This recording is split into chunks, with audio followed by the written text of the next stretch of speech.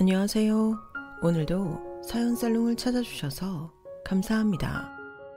저는 힘들고 고단한 어린 시절을 보냈지만 지금은 옆에서 저를 지지하고 응원해주는 좋은 남편과 시댁 식구들을 만나 누구보다 행복하게 지내고 있는 여자예요. 지금부터 제가 들려드릴 이야기는 제가 겪은 이야기예요. 한 번도 아니고 두 번이나 한 여자와 20년 넘게 엮이면서 엄청난 일을 경험하게 됐었죠. 저는 아주 어릴 때부터 아빠와 단 둘이 살고 있었어요. 엄마는 제가 워낙 어렸을 때 아프셔서 돌아가셨거든요. 안타깝지만 엄마는 제게 사진에서 본 것이 전부인 존재였어요. 엄마에 대한 기억이 거의 없었죠. 누가 가르쳐주지 않았는데도 저는 아빠 앞에서 죽은 엄마 이야기를 꺼내지 않았어요. 뭔가 그러면 안 될 것 같았거든요. 아빠는 제가 유치원에 들어가면서부터 여자친구들을 종종 집에 데리고 왔어요. 어느 날은 키 큰 아줌마가 제게 인사를 했고, 어느 날은 화장을 짙게 한 아줌마, 어느 날은 머리가 사자처럼 풍성한 아줌마였어요. 아빠의 여자친구들은 길면 1년, 짧으면 한 달 만에 바뀌기도 했고, 그중 2명은 아예 짐을 싸갖고 우리 집에 와서 같이 산 적도 있어요. 그러다 아빠와 좀 사이가 안 좋은 것 같다고 느껴질 때면 쥐도 새도 모르게 짐이 모두 사라졌었죠.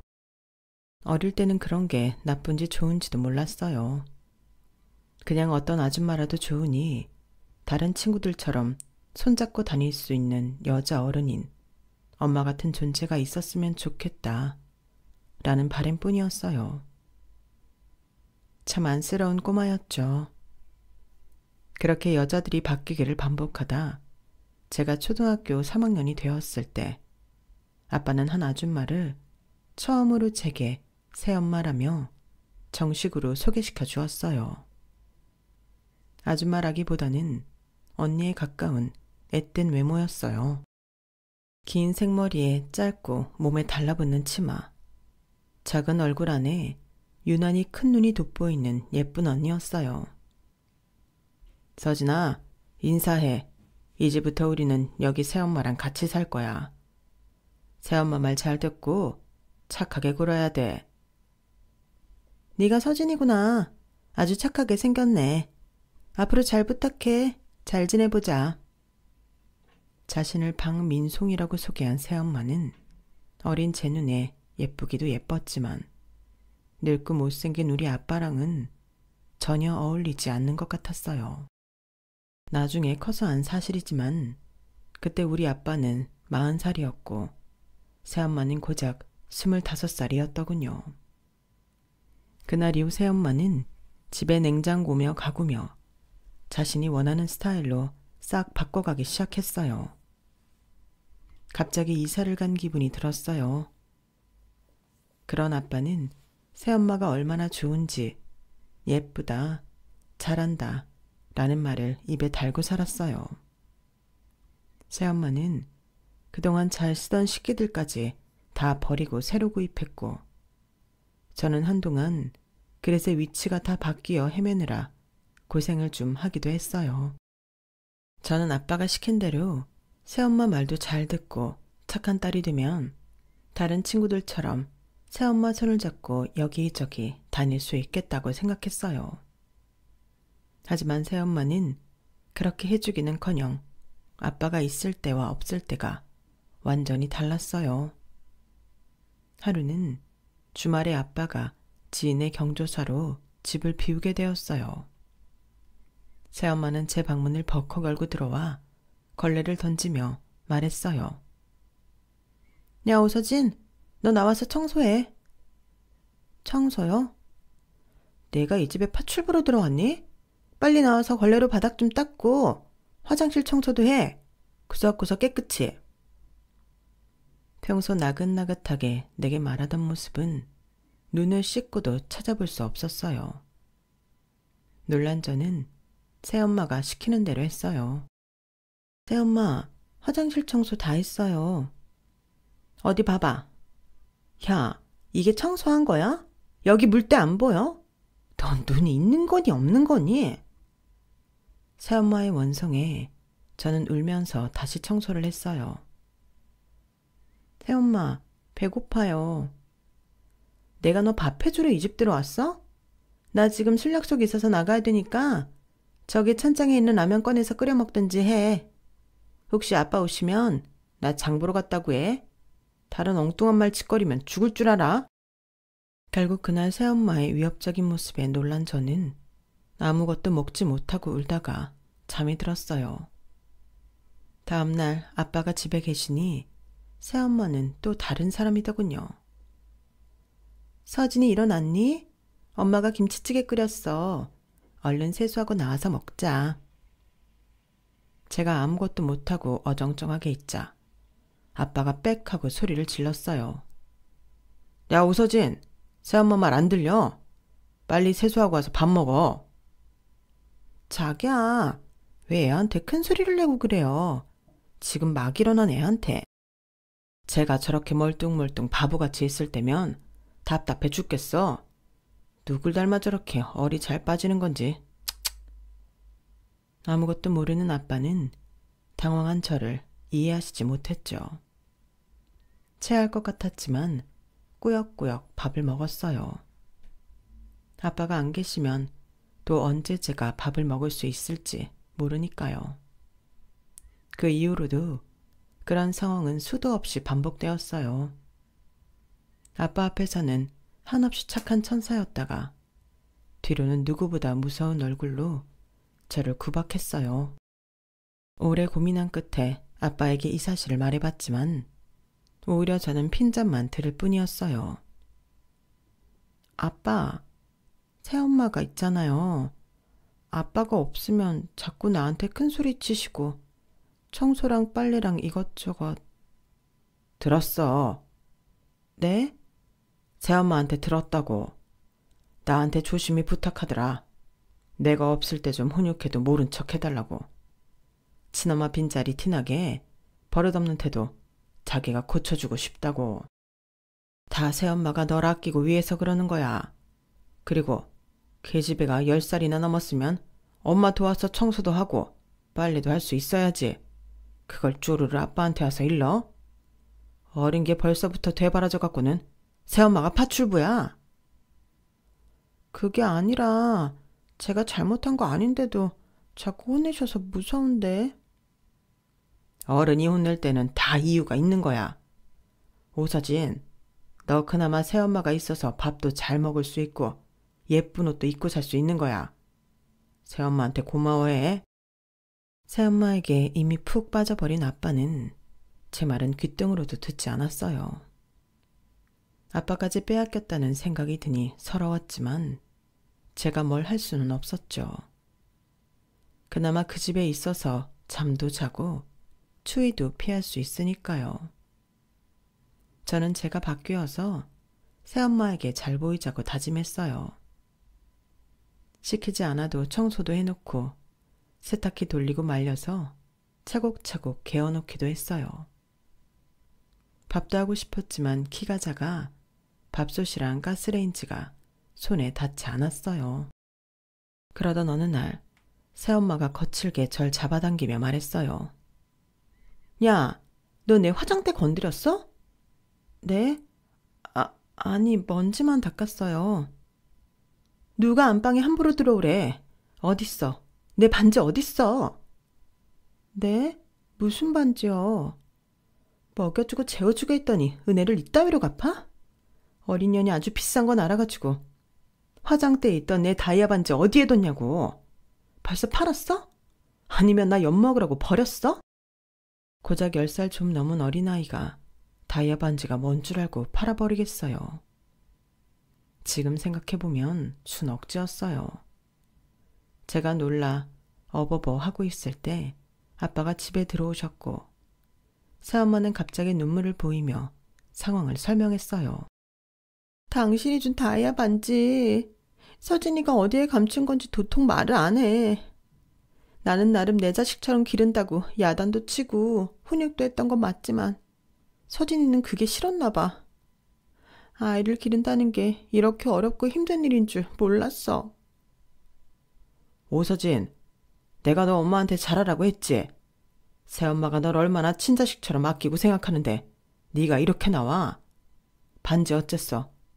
빨리 말해. 반지의 소재를 알 길 없는 저는 울면서 모른다고만 했어요. 내가 너 이렇게 가르쳤어? 거짓말하고 어른 골탕 먹이라고? 이럴 거면 너 나가.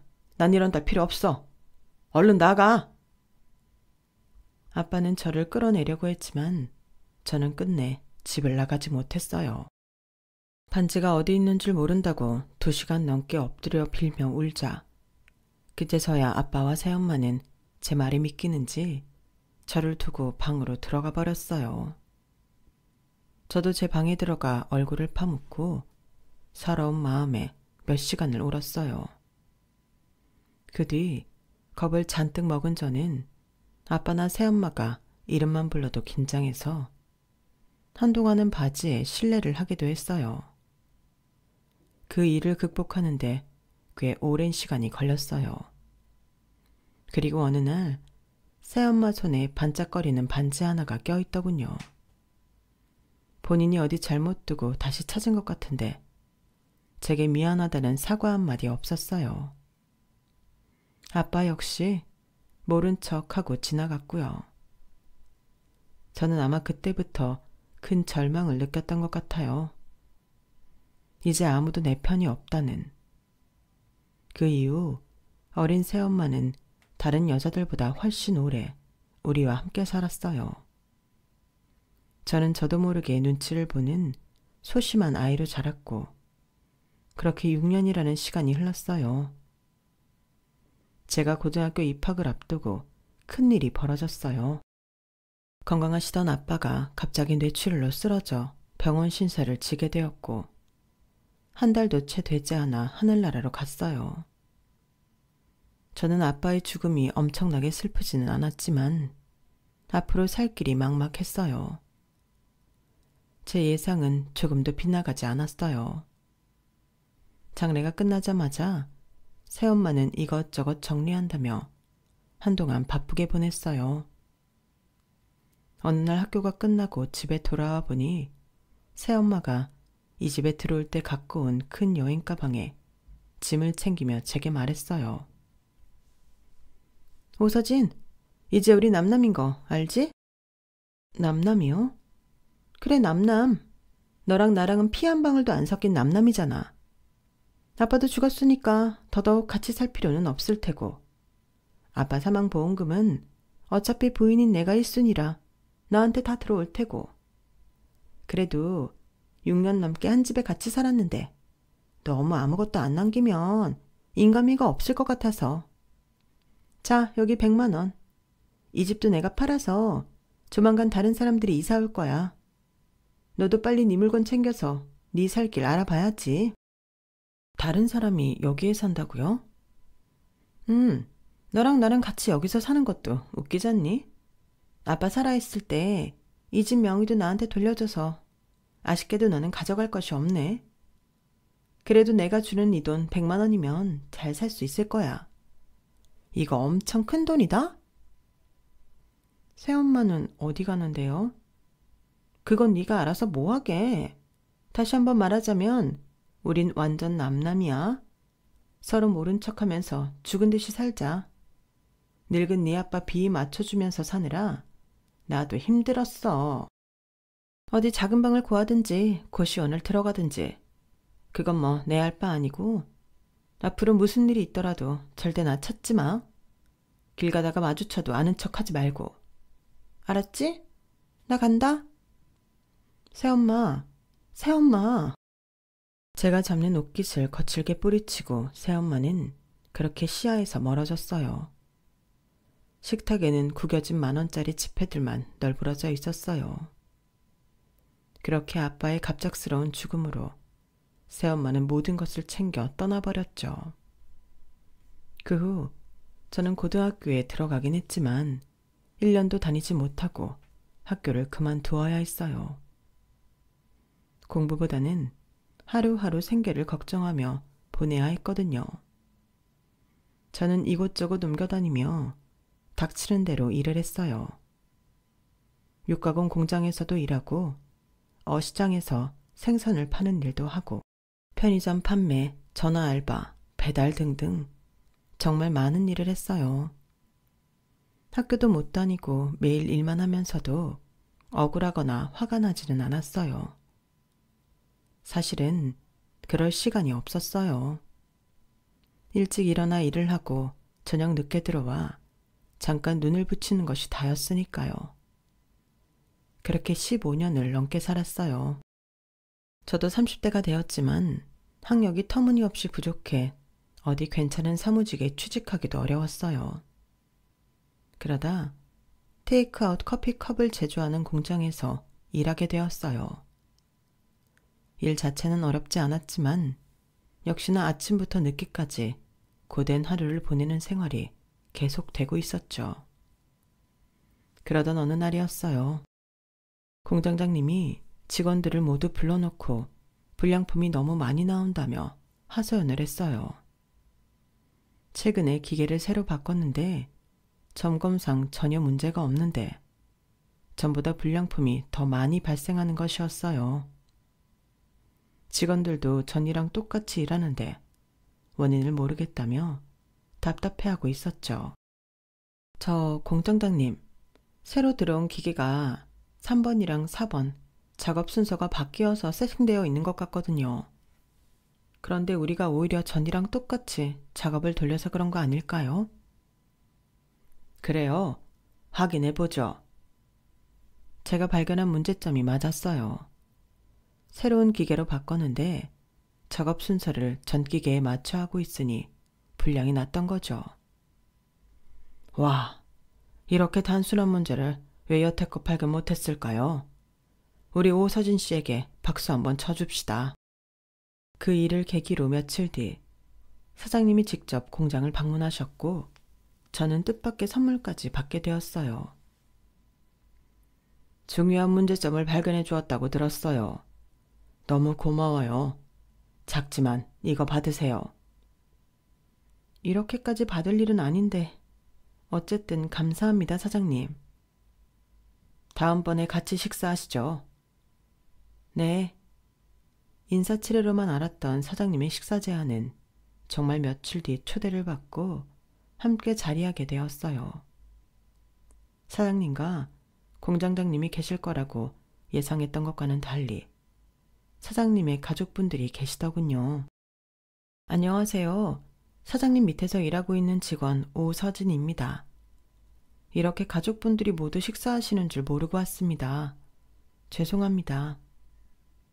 죄송하긴요. 저희가 서진 씨 보려고 일부러 여기 온 거예요. 저를 보러요? 이 사람이 서진 씨 칭찬을 얼마나 하든지 어떤 아가씨인지 너무 궁금했어요. 전 사장님을 몇 번 뵌 적도 없는데 어떻게 저를... 서진 씨 성실함은 공장 사람들 다 아는걸요. 아니다. 옆 공장 분들한테도 소문이 다 났던데요. 다른 데서 서진 씨 몰래 스카우트해 갈까봐 얼마나 노심초사했다고요. 과찬이세요, 사장님. 공장장한테 처음 서진 씨 이야기를 들었을 때 그냥 좀 성실하고 책임감 있는 친구가 들어왔구나 싶었어요. 그런데 실제로 만나보니 생각보다 훨씬 열심이고 기가 막히게 일을 잘하더군요. 제가 놀랄 정도로요. 그 후로 서진 씨를 계속 눈여겨봤는데 눈치 못 챘죠? 네, 전혀요. 그런 것 같았어요. 서진 씨가 여기서 일한 지 벌써 3년이 됐죠. 3년 만에 제 눈에 이렇게 들어온 직원 처음이에요. 아닙니다, 사장님. 정말 과분한 말씀이세요. 저는 그냥 제 할 일 했을 뿐이에요. 겸손하기까지. 서진 씨는 마음에 안 드는 구석을 찾을 수가 없네요.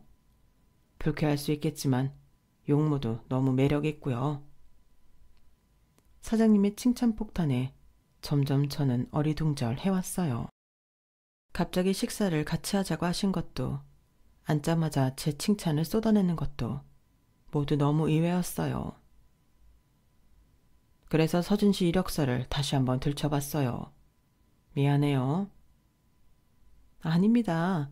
당연히 제 이력서 언제든지 보실 수 있죠. 가족란이 비었던데 일부러 비워둔 건지 아니면 정말 혼자인 건지 궁금하네요. 부모님 두 분 다 안 계십니다. 시기는 다르지만 모두 돌아가셨어요. 형제도 없고요.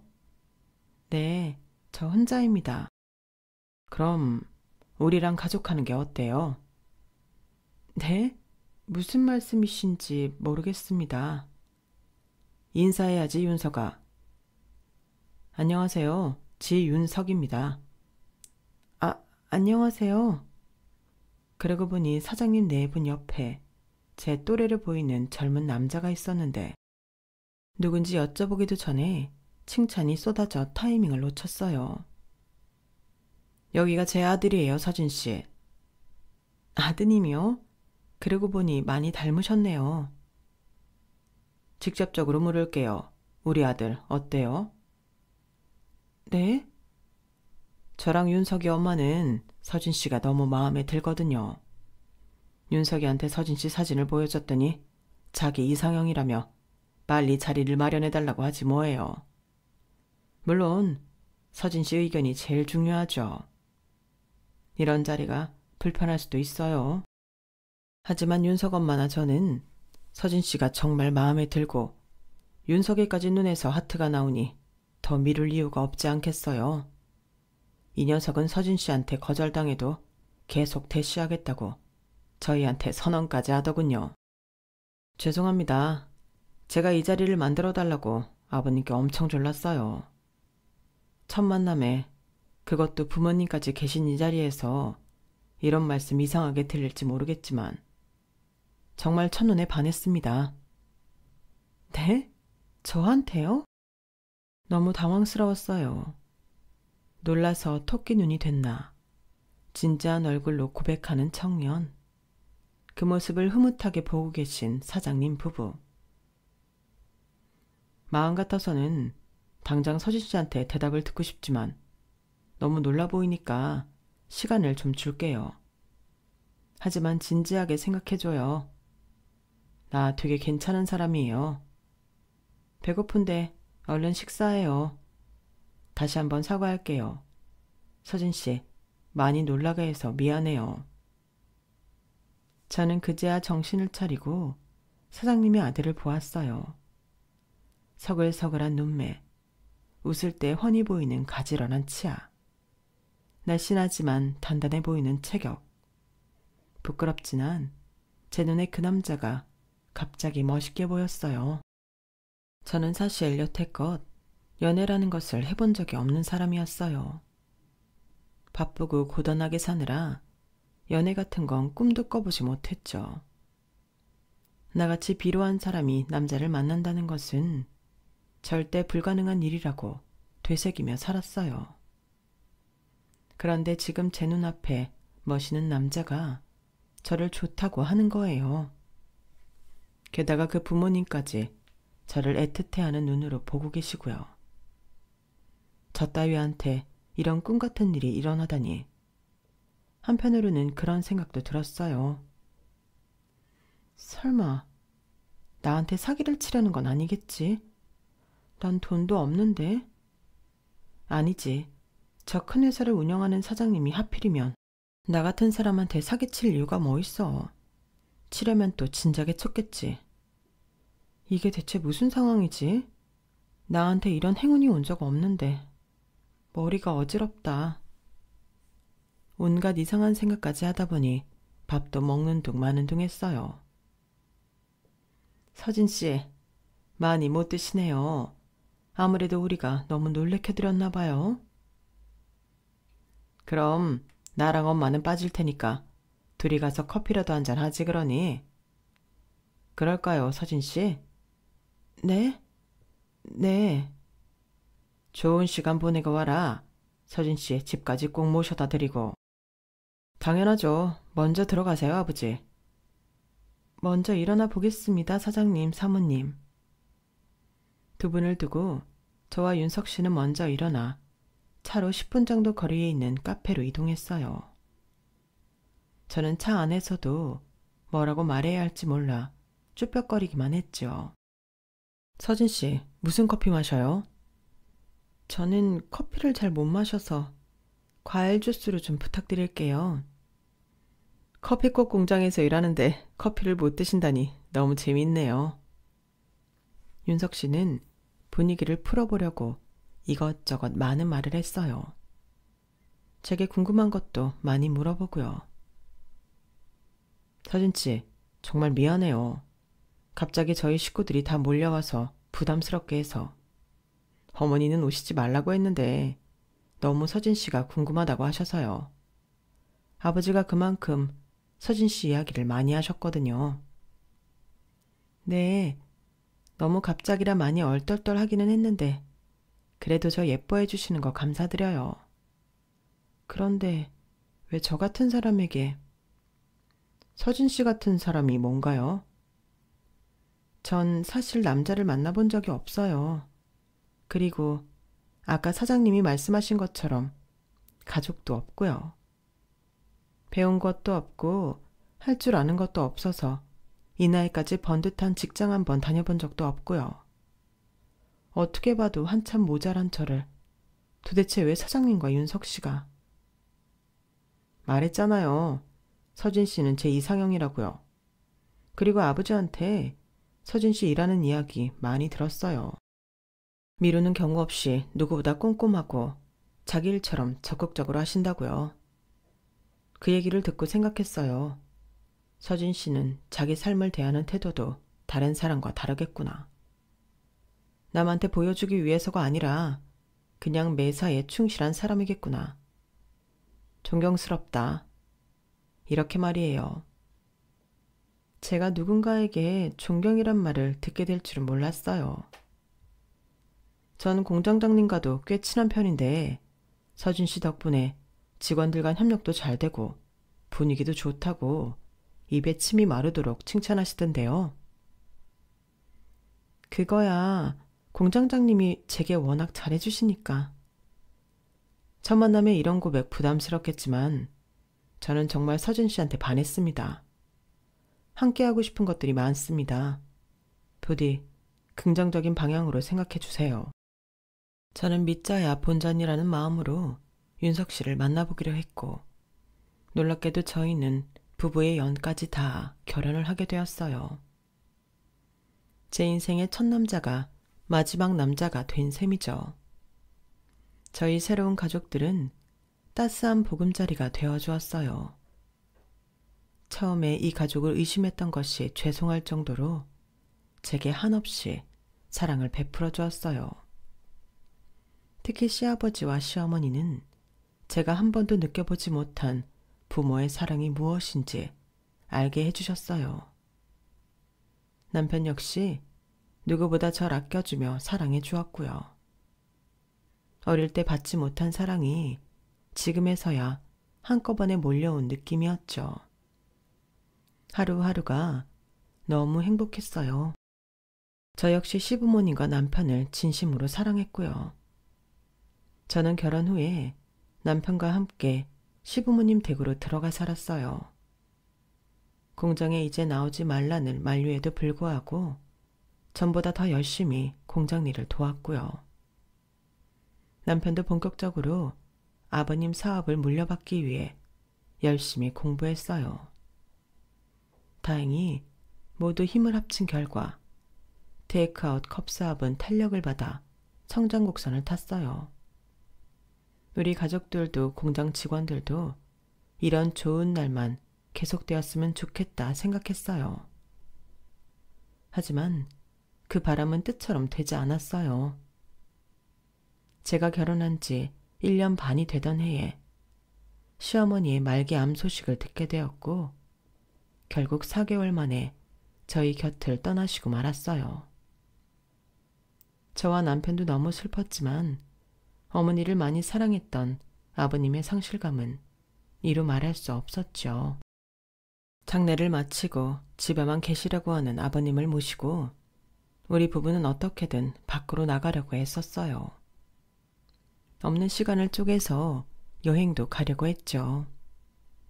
저희 노력에 슬픔에 빠져있던 아버님도 조금씩 나아지고 계셨어요. 그렇게 5년이란 시간이 흘렀고 우리 모두 예전처럼 일상을 지내게 되었어요. 그러던 어느 날 아버님이 저희에게 놀라운 소식을 전해주셨어요. 윤서가, 아가, 내가 할 말이 있어. 말씀하세요, 아버님. 윤석 엄마 떠난 지도 5년이 되었지? 네. 내가 이래도 되는지 모르겠지만 이제는 새로운 인생을 살고 싶구나. 아버님, 당연하죠. 저희는 이런 시간만을 기다렸어요. 아버님은 충분히 새로 시작할 자격이 있으세요. 어머님도 그걸 분명히 바라고 계실 거예요. 그렇게 얘기해주니 고맙구나. 사실 얼마 전부터 알고 지낸 여자가 있는데 아주 다정한 사람이야.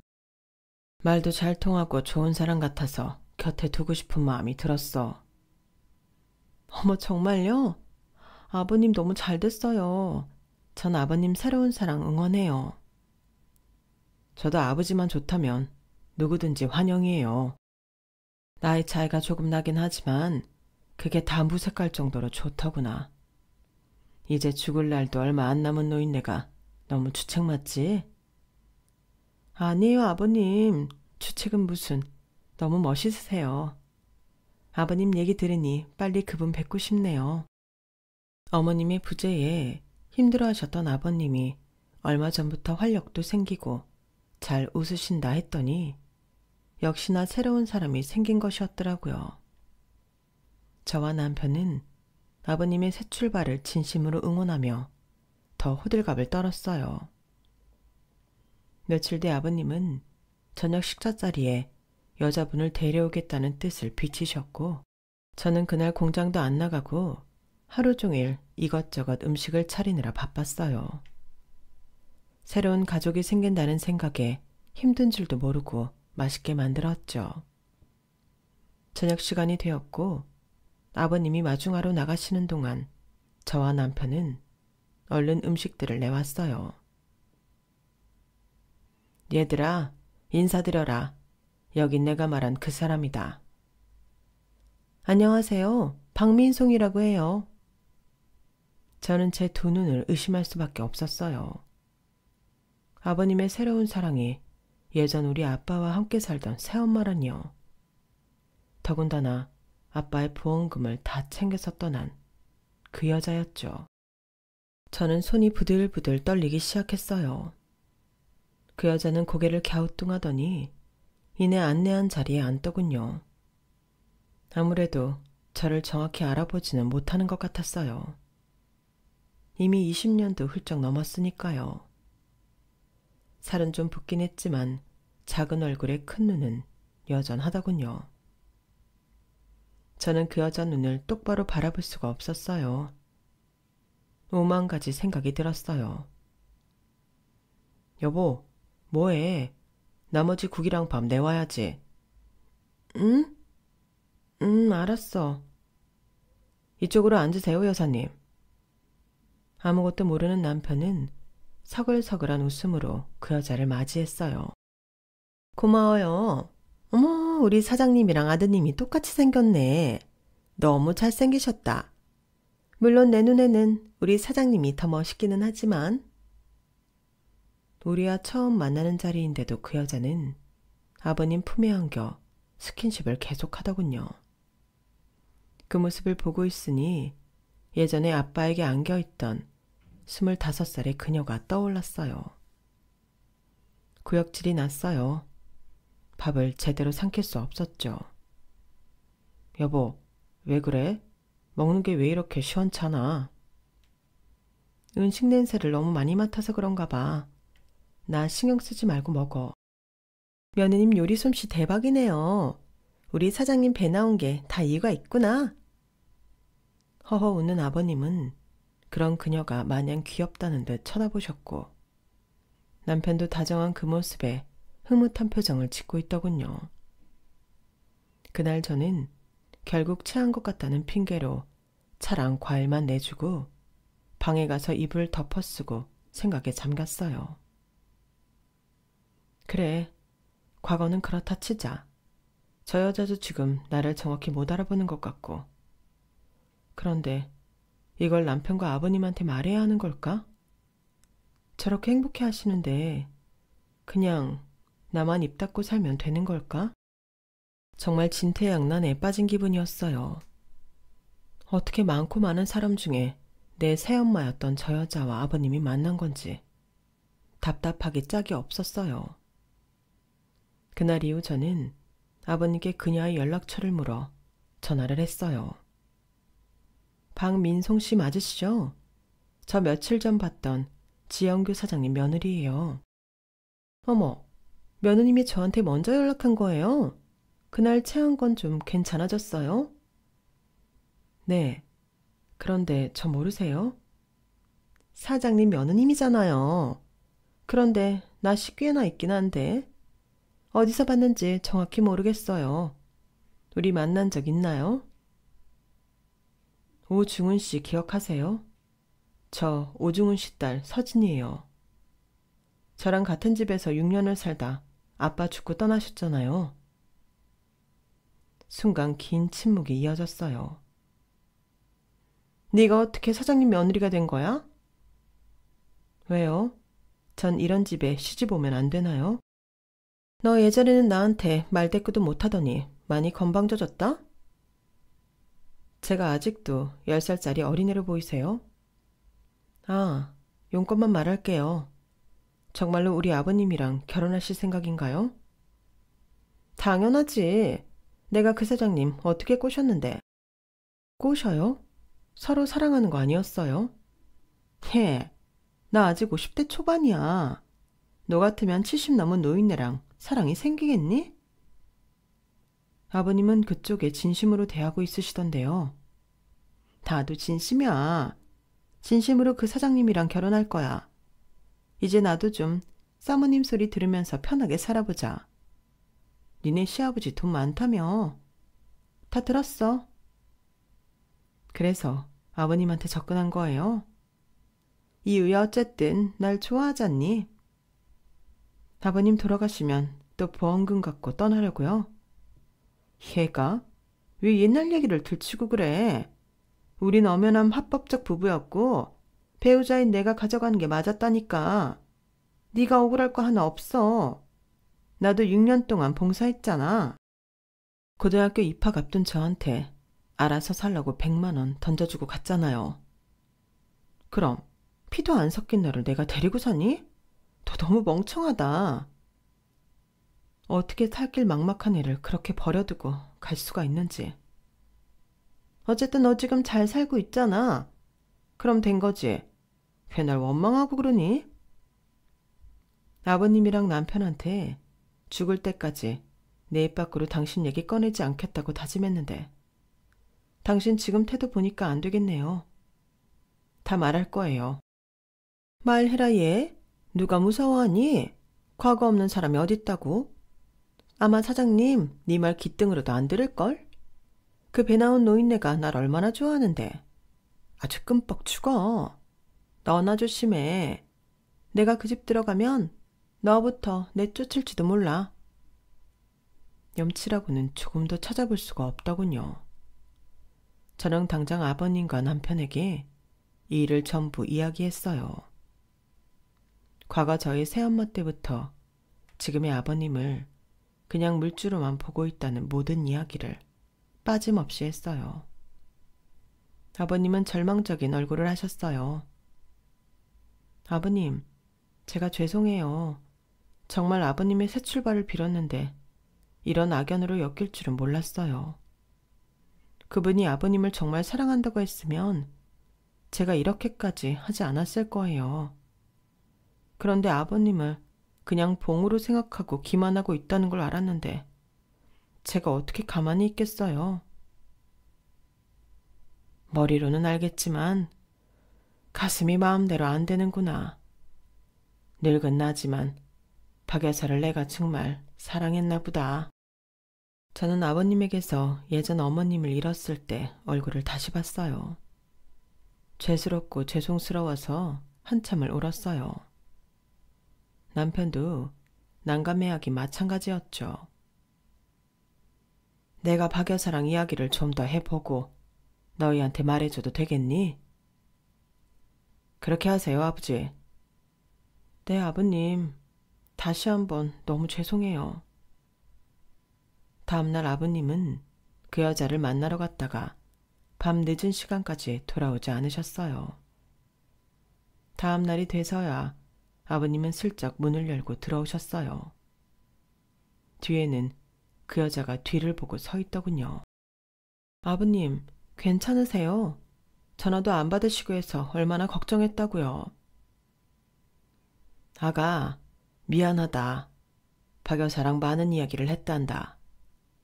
20몇 년 전에 너희 아빠와 결혼했었다는 사실은 인정하더구나. 하지만 보험금 수령이나 그런 건 모두 적법하게 이루어졌고 너를 거두려고 했었지만 너만 보면 돌아가신 아빠가 생각나 매몰차게 돌아섰다고 하는구나. 그리고 박 여사도 거짓이 아니라 생각보다 날 많이 좋아하고 있어. 저는 어안이 벙벙했어요. 헤어졌다고 말하실 줄 알았던 아버님이 뒤에 서 있는 그 여자의 변론을 하고 계시더군요. 그러자 그 여자가 호들갑 떨며 말했어요. 서진아, 넌 내 친자식 같았어. 그런데 아빠가 자꾸 떠올라 너와 함께 있을 수가 없었어. 나도 네 아빠 있는데 아주 오래 걸렸어. 20년이 넘는 시간 동안 나도 헤매다가 이제야 진짜 새로운 사랑이 느껴지는 사장님을 만나게 된 거야. 과거에 내가 너에게 모질게 했던 일들은 잊어주고 우리 새로 가족이 되지 않겠니? 내가 미안하다. 난 정말 지 사장님 많이 사랑해. 허락해 주렴. 그녀의 가소로운 연기에 저는 할 말을 잃었어요. 서로 속상한 시간들이 흘러갔고 한 달 뒤 그 여자로부터 전화를 받았어요. 오서진, 넌 내가 그렇게 금방 죽을 줄 알았니? 나 이제 네 시어머니니까 앞으로 깍듯하게 대하도록 해. 알겠어? 집이라도 한 채 챙기고 싶으면 말이야. 무슨 말이에요? 사장님이 나랑 혼인신고했어. 이제 그 많은 재산 누리고 살다가 사장님 죽으면 다 내 것이 되겠지. 이제 너 내 앞에서 머리 조아리고 다녀야 될 거야. 뭐라고요? 혼인신고했다는 말에 갑자기 기세등등하게 변한 그녀였어요. 하지만 전 다 알고 있었어요. 반격당할 사람은 제가 아니라 바로 그녀라는 것을요. 아버님은 정에 이끌려 정말 그녀의 과거를 모두 없는 셈 치료했었어요. 그리고 같이 살려고 했죠. 제게 미안했지만 아버님도 어쩔 수 없는 선택을 하겠다고 하셨죠. 그러다 어느 날 한 남자가 아버님을 찾아왔다고 해요. 박민송이랑 지금 만나는 분이죠? 박 여사를 아세요? 제가 사장님 인생 구제해드릴까요? 그 남자는 아버님에게 박민송에 관한 이야기를 빠짐없이 해주었다고 해요. 나 박민송이랑 지금 30년 넘게 지긋지긋한 악연으로 엮여있는 사람입니다. 박민송이 18살 때 제 아이를 임신했어요. 제가 꼭 책임지겠다고 조금만 기다려달라고 했는데 해를 낳자마자 저한테 버리듯이 주고는 떠나더군요. 그러더니 돈이 떨어지면 돌아오고 나가고를 반복했어요. 저는 애 엄마이기에 어떻게든 붙잡아 보려고 했지만 여기저기 만나는 남자가 한둘이 아니더군요. 그러다가 정작 자기가 낳은 애는 버리더니 어떤 나이 많고 애 딸린 남자에게 시집을 갔어요. 꽤 오래 살길래 잘 살고 있는 줄 알았죠. 나중에 알고 보니 그 집 남자가 죽어 다시 애는 버리고 보험금만 들고 날랐다고 하더군요.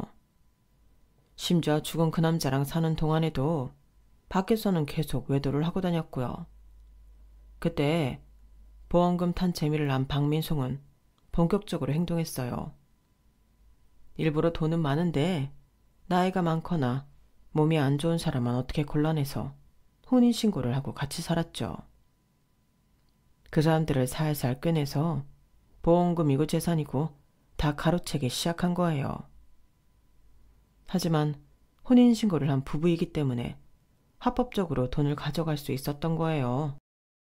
그래서 박민송이 여태껏 이 수법으로 혼인신고만 몇 번 했는지 아세요? 5번이에요, 5번. 그쪽이랑 하면 6번째고요. 저는 일찍이 박민성과 연락을 끊고 살았지만 제 사업이 한창 잘 되고 있다는 소식을 어디서 들었는지 다시 예전으로 돌아가자면서 혼인신고 이야기부터 꺼내더군요. 지 아이도 버린 여자인데 그 말을 제가 믿겠습니까? 너무 괘씸해서 그동안 박민성이 하고 다닌 행적을 모두 캐봤죠. 이번에는 그쪽이더군요. 무슨 컵 공장을 하고 있다면서요. 수입은 뭐 말할 것도 없이 풍족하고 부인도 지병으로 돌아가셨다고 들었어요.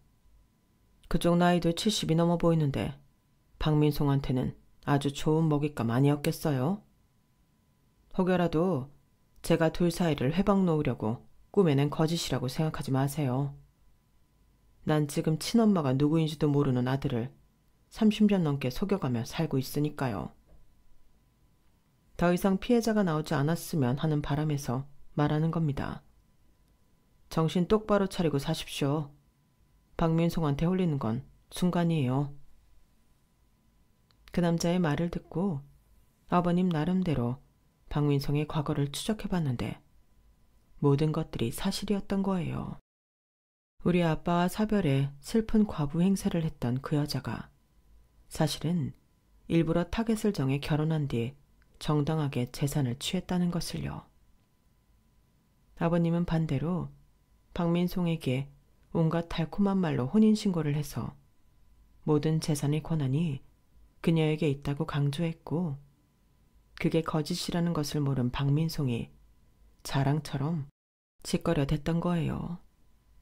나중에 아버님에게 뒤통수를 맞은 박민송은 우리에게 온갖 저주를 퍼붓더군요. 협박도 했어요.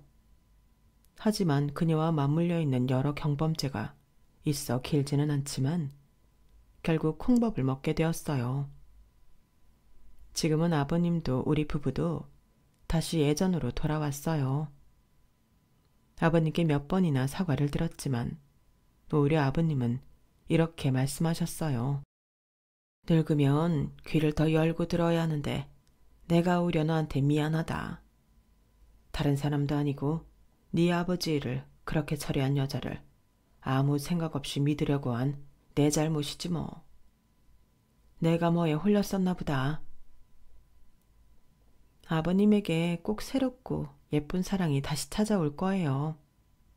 저희는 항상 아버님 편인 거 알고 계시죠? 아버님, 사랑해요. 아직까지 아버님은 다른 사랑을 만나지는 못했지만 오히려 전보다 더 일에 빠지셔서 밤낮으로 연구에 몰입하고 계시답니다. 너무 많은 굴곡이 있었지만 그 여자에게 2번이나 당하지 않았던 것에 감사하며 그 여자 역시 출소 후에는 느끼는 바가 많아져서 감사한 마음으로 제대로 여생을 살아가기를 바랍니다. 제 이야기는 여기까지예요. 착하고 고운 마음으로 앞으로의 인생을 잘 살아보려고 합니다. 들어주신 분들도 꽃길만 걸으시길 바랍니다. 건강하세요. 여러분, 사연 댓글에 응원과 현명한 조언 부탁드려요. 좋아요와 구독은 저에게 큰 힘이 됩니다. 오늘도 좋은 일 가득하세요.